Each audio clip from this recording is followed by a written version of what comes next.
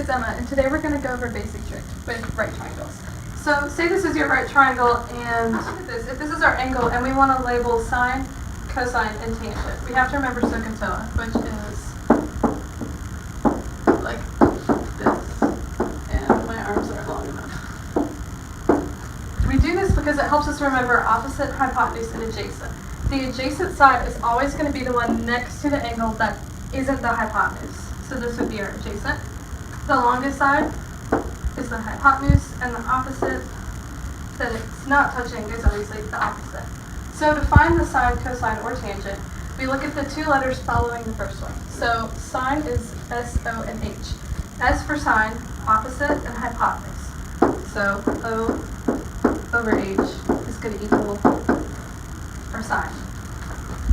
For cosine, it's adjacent over hypotenuse. So here it's going to be adjacent over hypotenuse equals the cosine.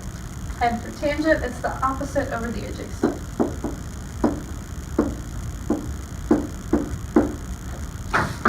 Once we have actual values listed in for our sides, we can then use division to figure out what the sine, the cosine, and the tangent would be.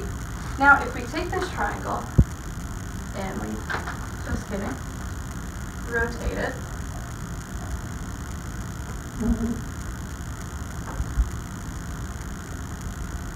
our opposite and adjacent are only going to be affected a little bit. So